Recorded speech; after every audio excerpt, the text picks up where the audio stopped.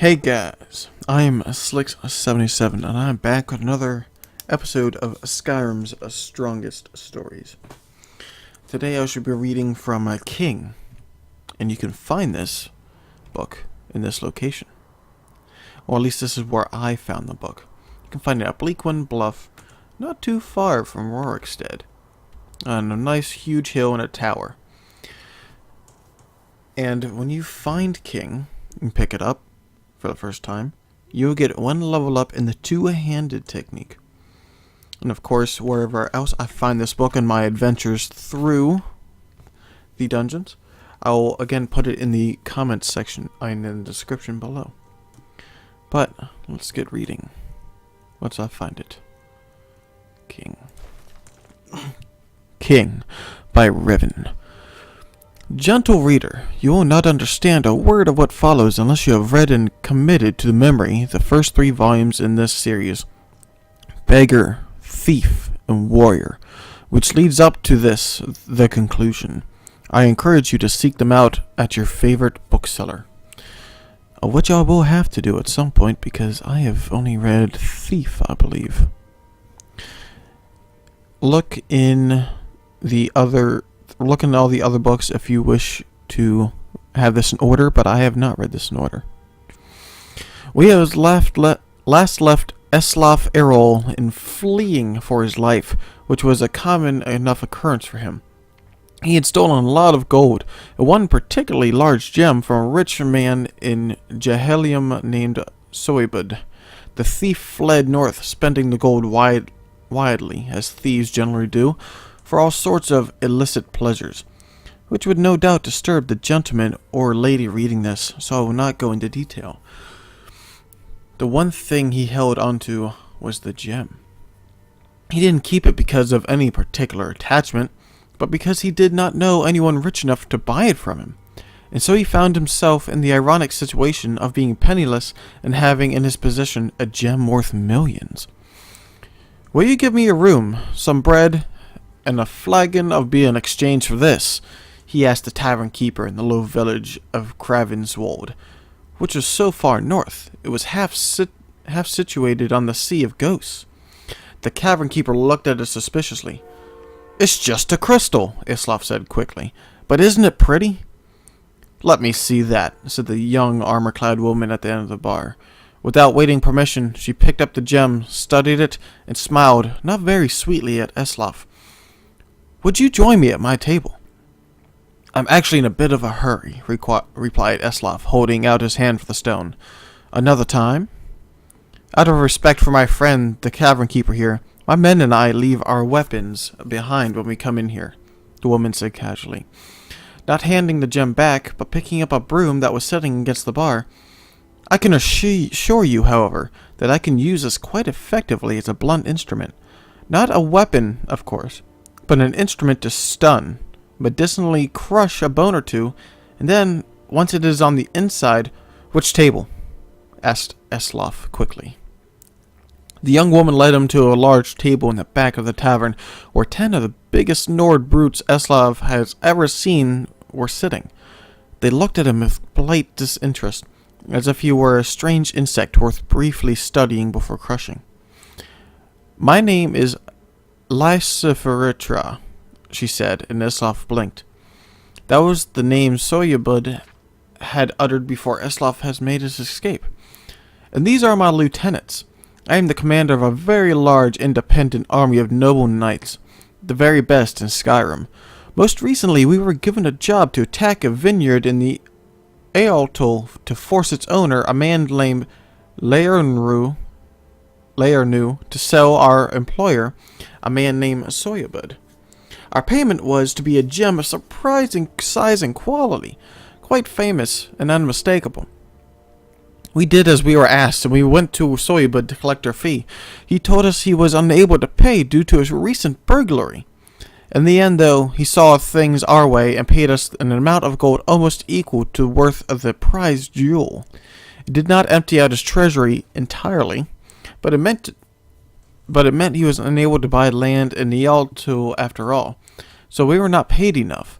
Soybud has taken a heavy financial blow, and Lorenu's prized crop of Jazzbay has been temporarily destroyed for naught. Lysistrata took a long, slow drink of her mead before continuing. Now, I wonder, could you tell me how came you in possession of the gem we were promised? Eslaf did not answer at once. Instead, he took a piece of bread from the plate of the savage, bearded barbarian on his left and ate it. I am sorry, he said, his mouth full. May I?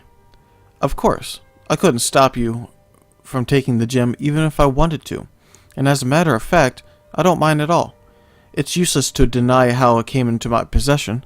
I stole it from your employer. I certainly didn't mean you or your noble knights any harm by it, but I can understand why the word of a thief is not suitable for one such as yourself. No, replied Lysistrata, frowning, but her eyes showing amusement. Not suitable at all.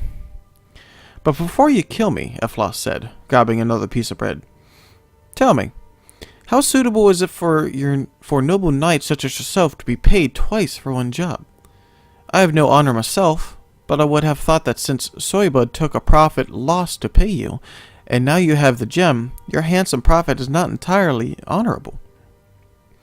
Lysistrata picked up the broom and looked at Eslaf. Then she laughed. What is your name, thief? Eslaf, said the thief.